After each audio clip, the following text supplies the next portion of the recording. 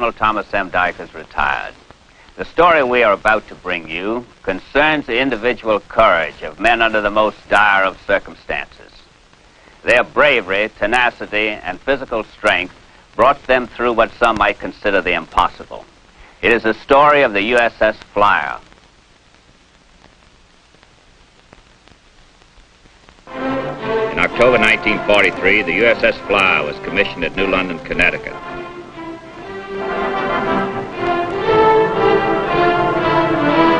And headed for the Pacific to join the submarine forces in their battle against Japanese sea power. The Flier's skipper was Commander John Daniel Crowley of Springfield, Massachusetts. The executive officer, Lieutenant Jim Liddell, was a former outstanding football player at Northwestern University. His hometown was Lancaster, Pennsylvania. Quartermaster Third Class Rousseau of East Boston, Massachusetts, was later to prove himself an outstanding and heroic individual, along with his shipmate, motor machinist mate Third Class Miller, a youth from Vancouver, Washington. Very pretty. Thanks. I got him in the mail at Midway. That's my girl, the other's my dog. Oh, well, thanks for telling me. But I can still tell the difference, you know. I haven't been away from the States that long. What is the latest scuttlebutt, Russell? I hear we're going to the South China Seas, then back to Australia when we wind up the patrol. Any chance of seeing action? Well, I don't think we're going on a pleasure cruise. This your first war patrol, kid? Yeah. I know something? I'm scared. What's there to be scared of?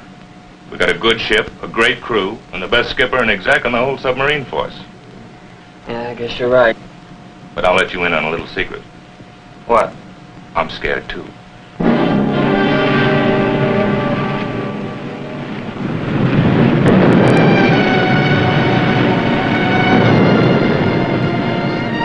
little on edge, Skipper? Yeah. I hate to go home with an empty bag on our first patrol. Me too. Be pretty rough facing the boys of the officers' club when we get to Fremantle. I can't understand what happened to that convoy.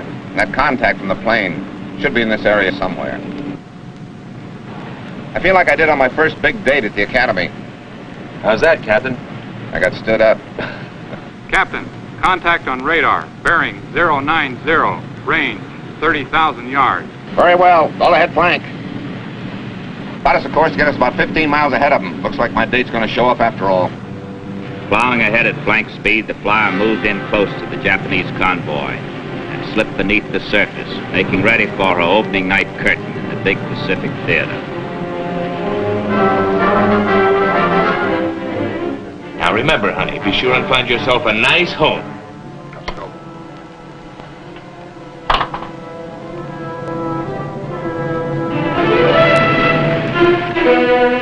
Now in position, the Flier was about to make her debut.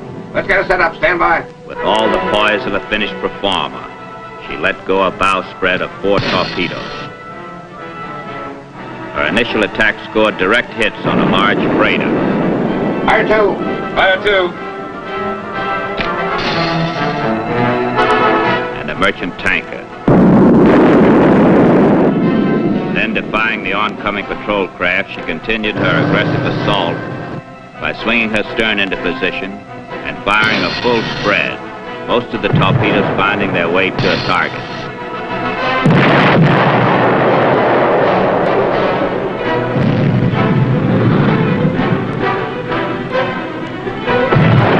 Narrowly escaping disaster from the constant depth charges, she slipped away, leaving 4 large merchant ships sinking and 2 others damaged.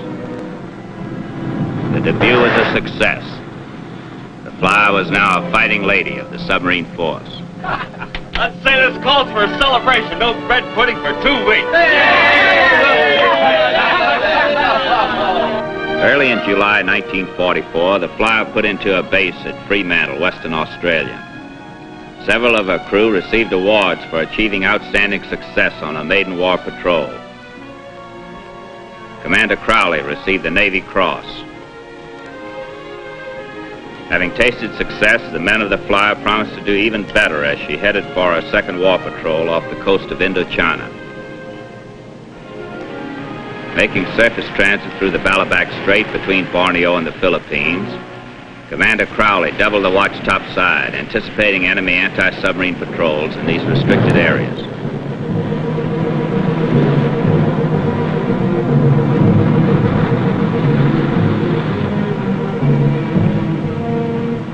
Marion Island to the port. Follow back dead ahead. It was overcast, no moon, an ideal night for slipping through undetected. The watch strained to spot patrol vessels in this area as the Flier moved ahead at a speed of 18 knots. Then it happened. The Flier struck a mine. A blast of compressed air saturated with fuel oil came rushing up through the conning tower hatch, confirming that both the inner and outer hulls had been ruptured. All hands in the below-deck spaces were trapped. In less than 30 seconds after the blast, the Flier dove beneath the waves, taking all hands with her who were not on the bridge or in the conning tower, a total of 69 men. Commander Crowley was pinned to the bridge and carried down at least 50 feet before he was able to free himself.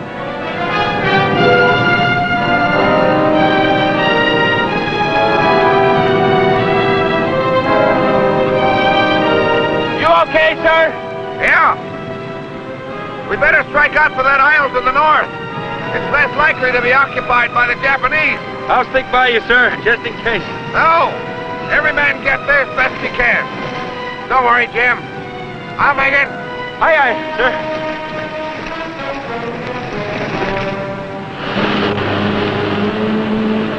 17 hours later, Captain Crowley and Jim Liddell reached the beach.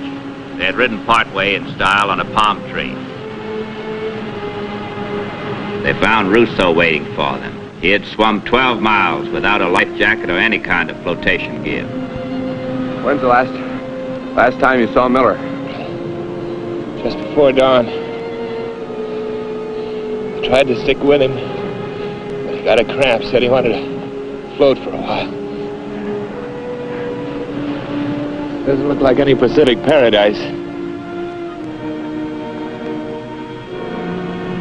What island is it, do you know? I think it's Managula. It was occupied by Filipinos. Well, let's hope it isn't the tourist season.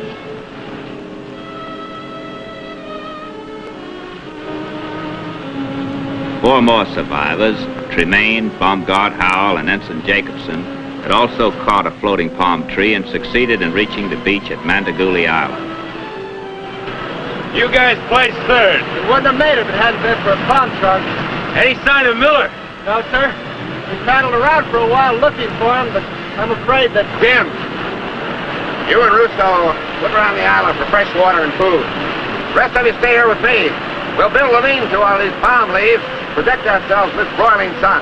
Come on, Russo. Let's bring home the bacon.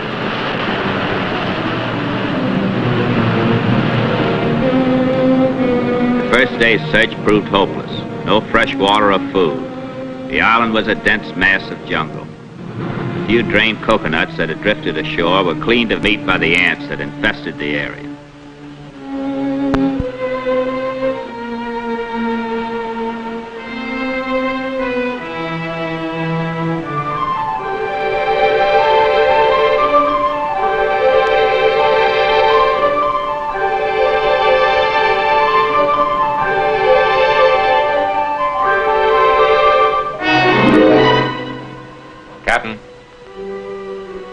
Captain, we couldn't find any food or water, but we found something much better. Miller! Miller! Boy, am I glad to see you. Don't know what you're so happy about, Captain. Just another mouth to feed.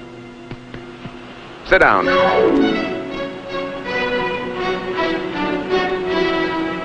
Of the 14 men who got off the Flier, 6 never reached land. The survivors determined to keep up each other's morale. Exhausted from their weary day, they collapsed in the lean-to, hoping for a brighter tomorrow.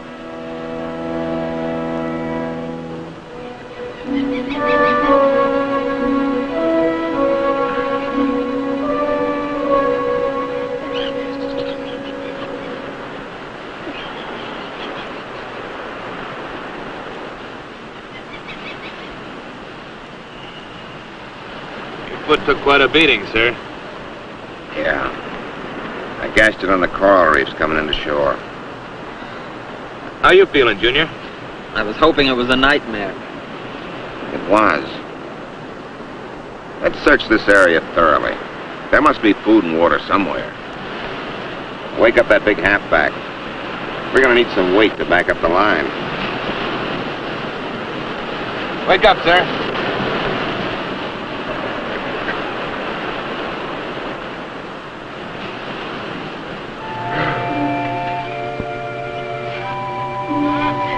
The men continued their struggle for survival, their pace slowed down by thirst and hunger.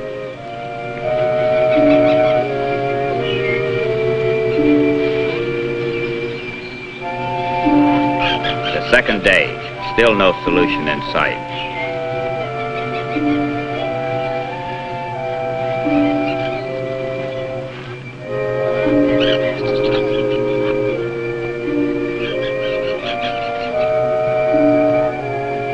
Although the tropical sun was almost unbearable by day, their greatest enemy was the cold of night, accentuated by their sunburned bodies.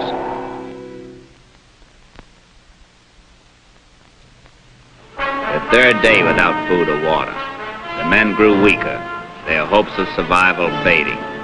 As they reached the eastern end of the atoll, they saw a new hope, another island about 6 miles away to the east. What I remember of our intelligence reports, that should be Bugzook Island. Well, it doesn't look as desolate as this place. We gotta make a try for it. It's our only hope. We're all pretty weak, sir. Even in a slack tide, it's a long, rough swim. You think we could build some kind of a raft? I saw some driftwood down the beach. I'm not much of a carpenter, but... Well, what are we standing around here for? Well, slack tide will be in a few hours. Let's go. Well, that's the end of the driftwood. Don't think it'll hold all 8 of us. The captain and Miller can ride, and the rest of us can hang on the after end and kick with our feet, can't we, sir? We'll all take turns. Well, Miller, looks like you and I take first watch on the bridge. Yes, sir. We better take it easy on the main engine. They look pretty sad to me. All ahead, flank.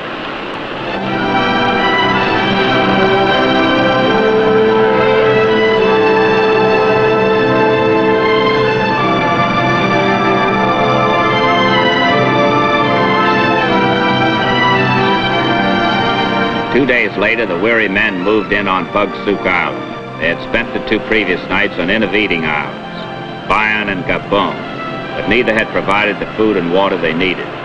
Suddenly, they became aware of approaching aircraft.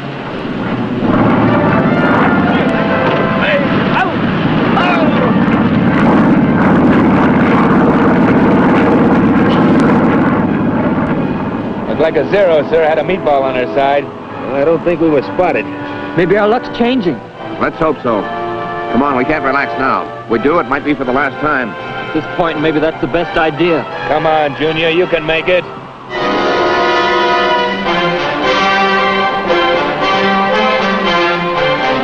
Look. Think we could be held by the enemy? It's possible. We might be walking into a trap. We'd better not approach it right away. Let's watch it till dark.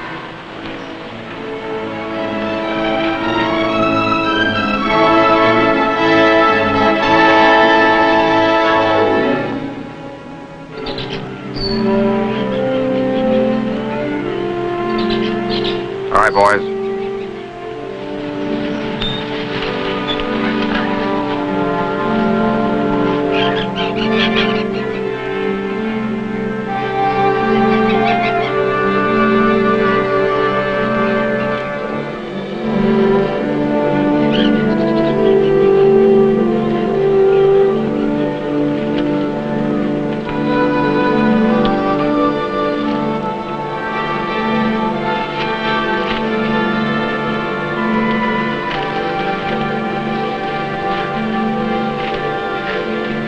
Hey, water. The water. It was poisoned for the Japanese invaders. We did not expect Americans. You're a guerrilla? Bugzook Bolo Battalion. I saw you come ashore, but was not sure you weren't Japanese. Are there any Japanese on the island? Yes, but not many no more. Only snipers. We kill most of them. How about your men? Any casualties? Only sore trigger fingers. Where are the rest of your group? Our camp is about 5 miles north of here. I'll take you in morning. Tonight you rest. Can you get us any food and drink? We've been without for 5 days. I have coconuts. Wait.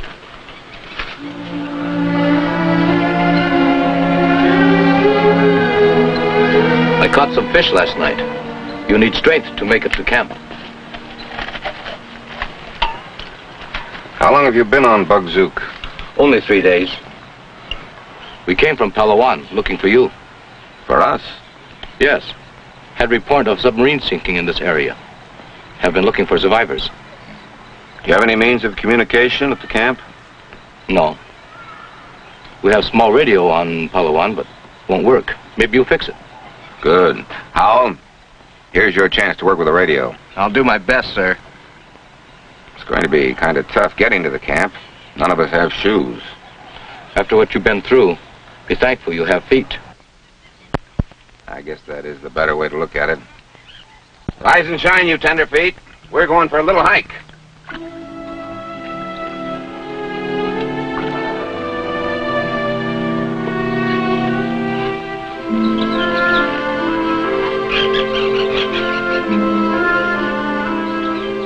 How much further?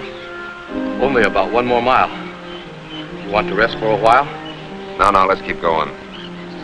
What are they going to do when we get to camp?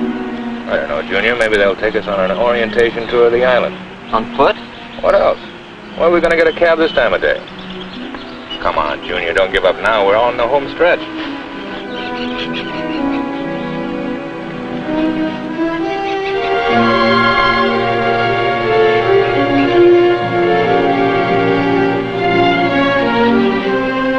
At 1800, they reached the camp, being greeted by a group of 6 more guerrillas from the Bugzook Bolo Battalion. They would rest for the night and start out by boat for Palawan in the morning.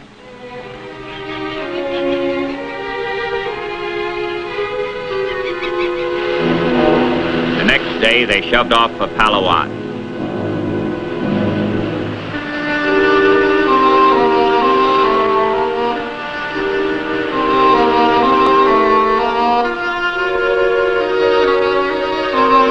Four days later, they arrived at Sir John Brook Point and started for the camp.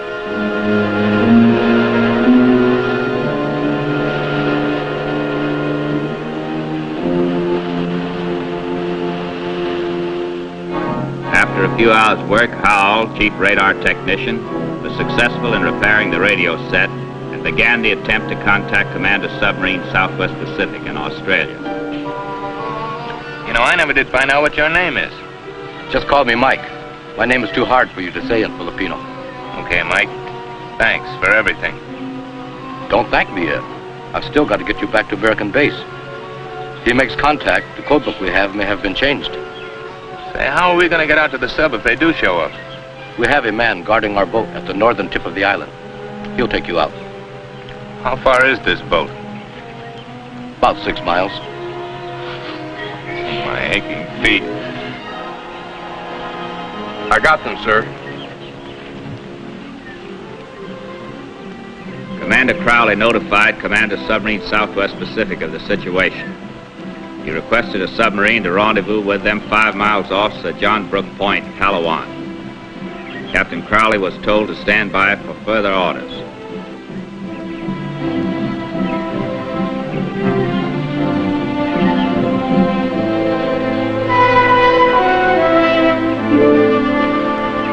No offense to your island, Mike, but I sure would like to get off. I don't blame you. So would we. Well, if we do make a rendezvous, can't you come with us? No. We are the home guard now. I hate to sound corny, but you sure are a great bunch of guys. You are corny. Got to get you off before you eat up all the fish and rice.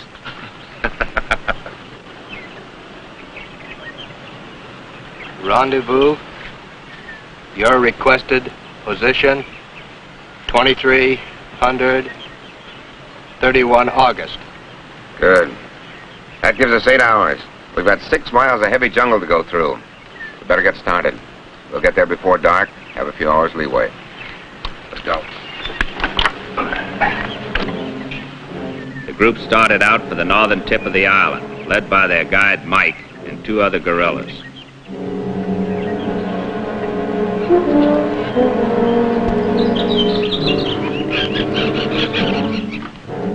Sir, you've got to stop and rest for a while. No, Jim, forget it. I'm okay. No, you're going to get those feet fixed. We'll rest a while. I'll fix your foot caps. Yeah, we'll never make it on time. We'll make it, sir. And you're going to be with us.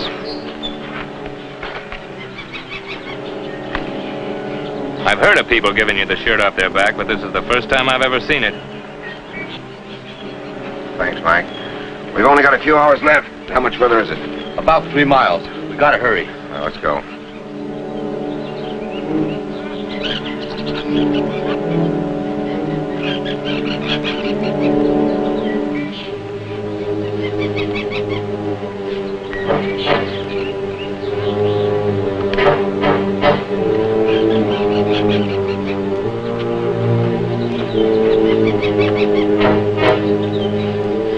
At 1930, the survivors reached a small craft that was to take them to their rendezvous with the submarine Redfin, and were ready to give their prearranged all-clear signal to the sub. Wait. Looks like trouble. The Japanese patrol boat. We can't risk showing the light now. Right where the Redfin should be. Looks like they know our plan. If they did, they'd have more than that out there. We'll shove off and try to contact the sub by radio. You'd better hurry. Mike, I can't tell you how much we appreciate it. Thank you. Good luck.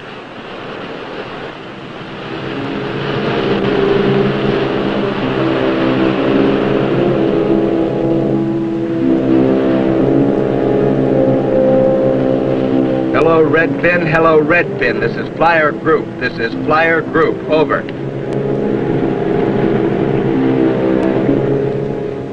Hello, Redfin. Hello, Redfin. This is Flier Group. This is Flier Group. Over. I can't figure out why they don't answer, sir. I'm sure the set's working. Maybe they aren't sure it's us. They can't risk the chance the Japanese didn't pick up our first message. Who is the skipper of the Redfin, Captain? Cy Austin. He and I were classmates at the academy.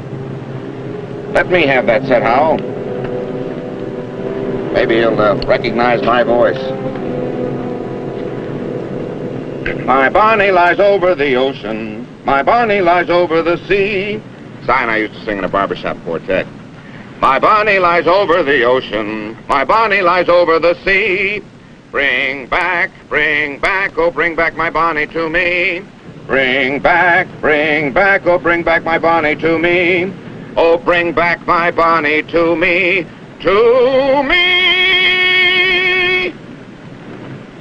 Okay, Jack, you've convinced me, and you still can't sing that last note right. Hello, Cy. Cy, we're at rendezvous point. Stand by. We'll be with you. I never thought my singing voice would come in that handy. It's a good thing you didn't take any singing lessons after you left the academy, sir. We'd be sitting out here for the duration.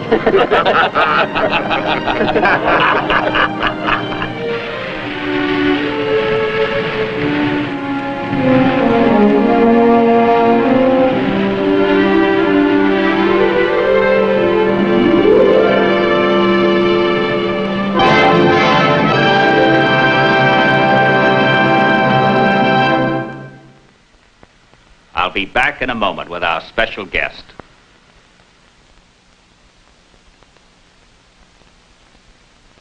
We're very fortunate to have with us Captain John D. Crowley, the Flier's commanding officer.